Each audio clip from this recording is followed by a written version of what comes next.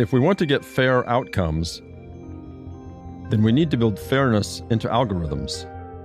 Meet Josh Friday. I'm the Chief Service Officer for the state of California, and our office, California Volunteers, is charged with engaging Californians in service and civic engagement. Josh was appointed by the governor to recruit Californians for acts of service. So whether it's asking people to step up and volunteer at food banks during COVID, asking people to check on their neighbors during a disaster, or asking people to take climate action. In a state of almost 40 million, getting people interested is not the hard part. It's easy for people to raise their hand. Placing them in a meaningful experience to make a difference is difficult. And it takes a lot of intentionality. It takes infrastructure, figuring out how to take those who raise their hands to say, I want to step up and do something, and putting them in a meaningful place where they can have a good experience, where they can feel like they're actually contributing. That is hard work. Josh says most of the work is building a system where volunteers don't overwhelm the groups who need the help. We can't just throw volunteers and service members at nonprofits or local governments and say, here you go, you have bodies now. It doesn't work that way. You have to have people who are able to supervise them, who are able to direct them, who are able to mentor. That's a holistic infrastructure of people that we have to put in place, even to be able to absorb the over 10,000 service members that California has now created. One of the challenges facing any volunteer or service organization is matching people with the right opportunity, especially when too many volunteers want to do the same thing. But Josh says volunteers still find success when they don't get the opportunity they were initially looking for. I have talked to many students who came in saying, I want to be an engineer, or I only want to focus on climate action. And the need that we had for them was in a school district, tutoring and mentoring low-income students. And they have said because of that experience, they now want to become teachers and they now want to focus on education. And it's because they got exposed to something new. The stakes are high in getting this part right. If someone raises their hand to serve or volunteer and then are given an opportunity that is not meaningful or not positive, we've just sent a message to that person that we don't actually need them. Matching people who want one thing with people who may offer something else is complicated work and often relies on sophisticated algorithms. It applies to volunteering as much as a dating app. Without the right design, these algorithms can lead to situations where too many people chase the same option, and people on both sides are disappointed. Is there a way to make these matches better for the most amount of people? This is If Then, a podcast from Stanford Graduate School of Business, where we examine research findings that can help us navigate the complex issues facing us in business, leadership, and society. I'm Kevin Kuhl, Senior Editor at the GSB. Today we speak with Daniela Saban, Associate Professor of Operations, Information, and Technology, about her research on algorithms. We're going to talk today about a couple of studies that you were part of, one having to do with dating apps and the other with volunteer matching. And I wanted to start by asking you, what is it about algorithms that appealed to you? And can you talk a little bit about how an algorithm can be impactful? So every day, I'm sure you use a lot of apps on your phone. And what you may not realize is that when you open the app is making a lot of decisions in real time, and not only for you, but also for many other users of that app. So how are you going to make those decisions in real time? And what are the impact that those decisions might have, not only on you as a user and your experience as a user, but also on all the other users that use that same service. Mm-hmm. So let's talk about the paper that you were part of on dating apps. Before you embark on a research project, you have a hypothesis of some kind. What was the origin of the hypothesis in this case? In this particular case, I have always worked, or for many years, I have been working on matching markets more broadly, and I always wanted to do something closer to applications. And I was fascinated by online dating, as you know, I've been discussing endless hours about online dating with my friends, helping them build profiles, helping them like or not like people. Mm-hmm. Some of my friends are amazing. Like, they see a profile and they know if they're being shown that profile because this person liked them or because they said this preference is this way or the other way. So all of this is like, oh, that's awesome. And then you start to realize there's a lot of things of how these apps work that, it may be interesting to understand better. And then you also realize, okay, but people are trying to quote unquote game the way the apps work. There was a point in the paper where you talked about how the fundamental problem in, say, a retail store is how you sort your merchandise, where it is in the store to maximize sales. And in the case of a dating app, obviously looking for love is different than, shopping for detergent. But beyond the obvious, what's the difference in terms of what the algorithm has to do in solving those two problems? So the most obvious difference is that, you want detergent is available in the store, you go, you get it, you pay for it, and you go home. And, that product never has a say or a preference if it wants to just be with you or not. Mm-hmm. Whereas if you look at the dating app or other type of markets out there might be a preference also on both sides of an interaction. It's not just simply as buying a product, it's more, is this a good fit for both parties or not? Mm-hmm. So to use the parlance of a dating app or social media, each party in that transaction has to quote unquote like each other. Yes. Right. So the algorithm has to deal with a whole different set of variables than if you were in a retail situation. Like you say, the detergent doesn't have to like you to be purchased. So what is the kind of the size and the shape of that challenge? Like, how intricate does the algorithm have to be able to deal with that? So there are parts that are similar and parts that are very different. So some of the similar parts is, well, you first need to understand what are the preferences of these users. Let it be in a retail setting or let it be in a matching setting, like in a dating app. The challenge is that if you just look at preferences, many people would like the same thing or would like the same person. And of course, you cannot match everyone with the same person.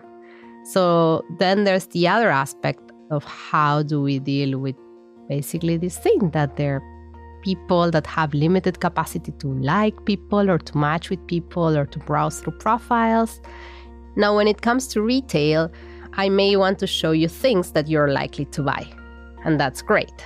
When it comes to dating apps, I not only want to show you people that you will like, I also want to show you people that will like you back. So that changes a bit the type of people that you will see and the type of constraints that I need to take into account when I design these algorithms. Mm-hmm. Well, one of the key insights in your study was that a user's history has a fairly significant effect.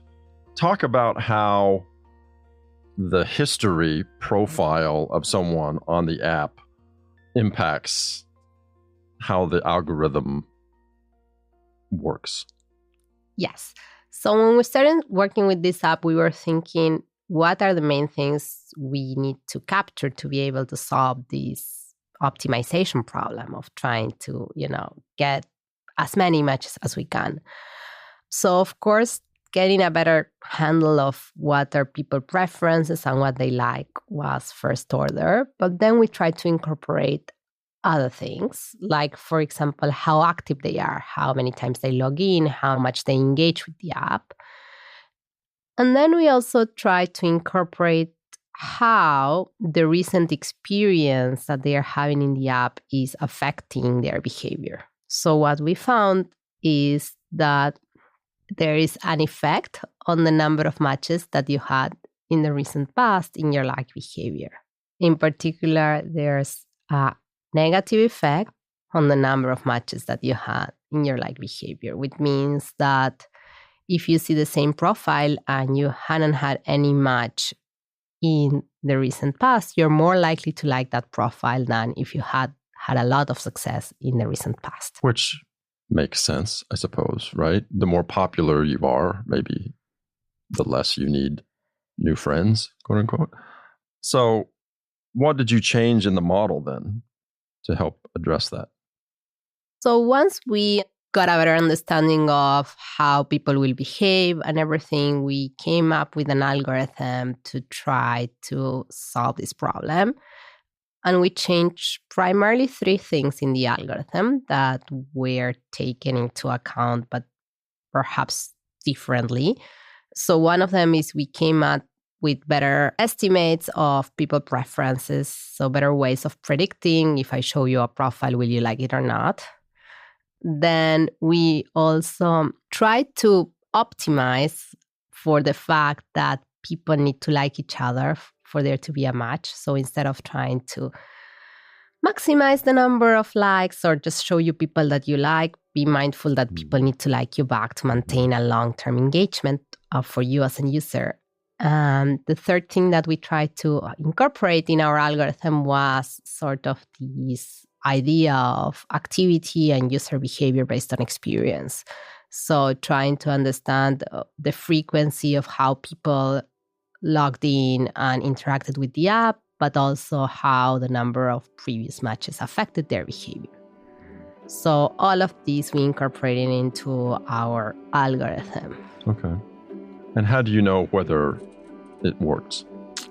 Well, first, of course, you have an idea of how to incorporate these things. You don't know if it's going to work or not. So what we do is we run a lot of simulations under different conditions. And this is, in a way, no different if you want to design a Formula One car and you think you have a great design. Nobody's going to just let you go to the factory and put the pilot to drive it, right?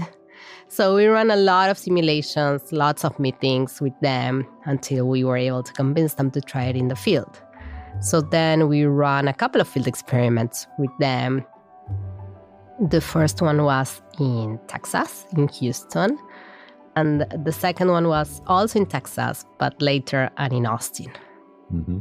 And what were the results? So our algorithm increased the number of matches by 27% in Houston, by over 37% in Austin. So it validated the model, essentially. You're listening to If Then, a podcast from Stanford Graduate School of Business. We'll continue our conversation after the break.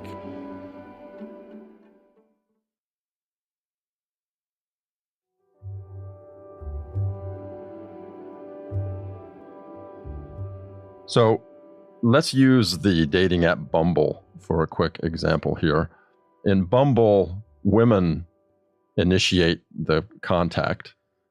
And intuitively, it seems like this would be bad for the men, like it would somehow disadvantage them. But your research actually showed the opposite, right? Yes, that's correct. Why is that? Like, what's going on there? So the finding of our research suggests the following behavior. Typically in dating apps, you have more men than women. And basically the observed behavior is that when men were sending a message, it was much more likely that this message will go unanswered than if a woman sent the message. Somewhere between 4 times and 10 times more likely that this message will go unanswered, depending on the dating app you were. Mm-hmm. So my co-author and I tried to build up a model to understand, well, what was this behavior and whether in a dating app like Bumble that actually was not allowing men to send the first message, whether this phenomenon will still occur or will make it worse for men or better for men. So what we found is that because there are more men than women, men know that they need to be more active in order to match. So they become more active at sending messages. But then because there are lots of men sending messages and there are fewer women become, in a way, more selective. They're receiving lots of messages. They have lots of options. Because of this, most of these messages, they do not go answered, which, of course, if you are in those dating apps and your messages are not being answered, you just become less intentional about sending these messages. So that's sort of the behavior that our model would have predicted. So what happens when we don't allow men to send the messages? Well, now, if you're a woman and you really want to engage in a conversation, you need to start the conversation. So you start sending messages. Now there's a chance that your message will go unanswered. That's true, but because there are still more men than women, men will not get messages as often. So they're more likely to engage in a conversation. So that one little change changes the behavior. Yes. So let's talk about a different research project, which was helping the online platform Volunteer Match. And first of all, talk about what the problem was that you identified there. So we started working with them. We got their data, and what we identified there were that if we look at how many signups an organization was getting per week, we saw that there were many organizations that were getting a lot of signups. There were many that were getting no signups at all. So we sort of have this imbalance of how people were signing up for the different volunteering opportunities. Some were just more popular than others. Well, we didn't know if they were more popular or they were just more visible. Okay. But the effect was that there were some organizations that were getting a lot of volunteers, and that was bad because these organizations, they're nonprofits. Typically, they are understaffed, so the person cannot really screen 50 volunteers. So they were overloaded.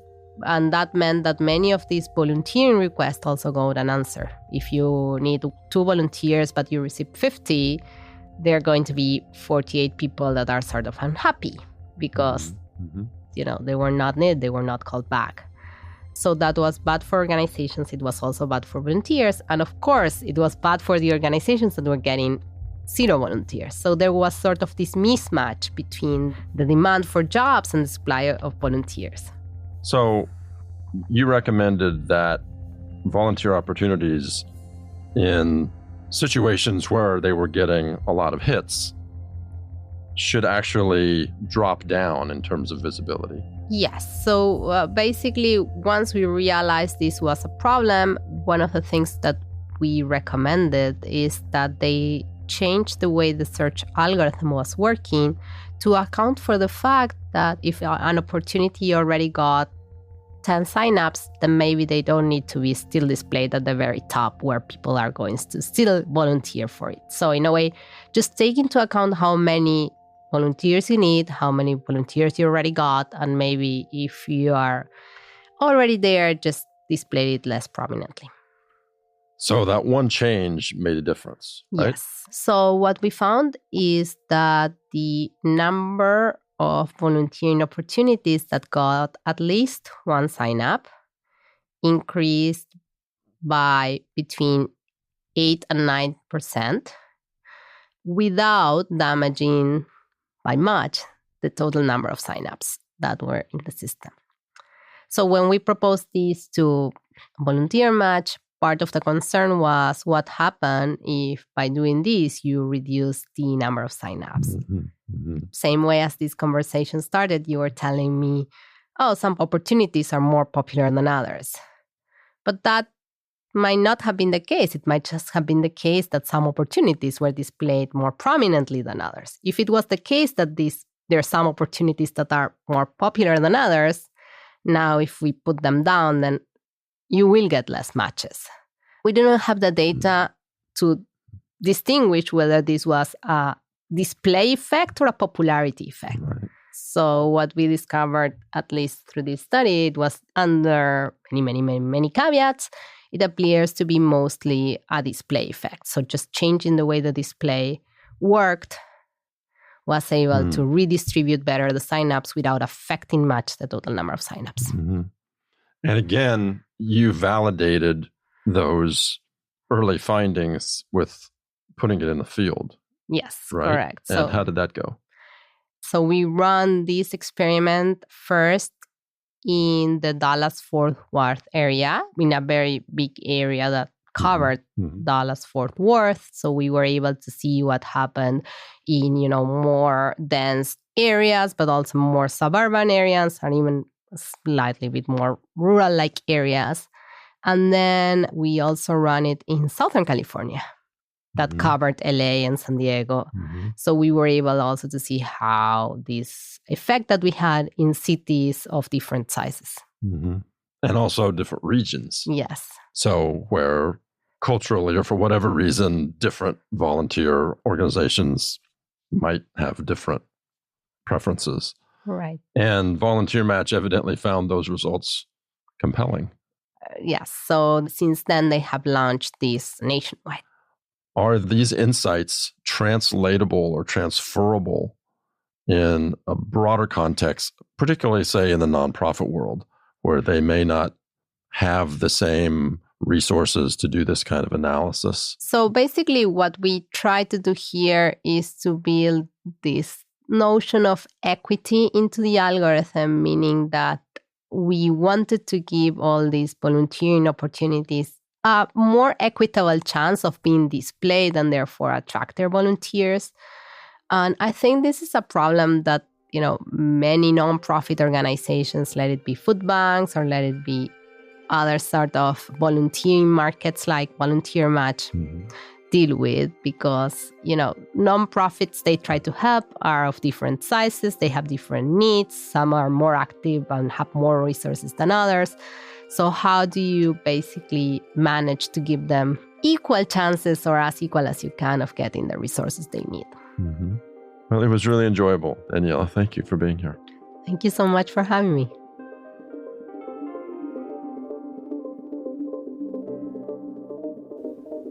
Whether we're aware of it or not, algorithms are making decisions for us in real time, all the time. When we look for romance on a dating app, or when we volunteer for a shift at the local food bank. As Daniela's research shows, there are clear ways to design the algorithms to make these matches more fair.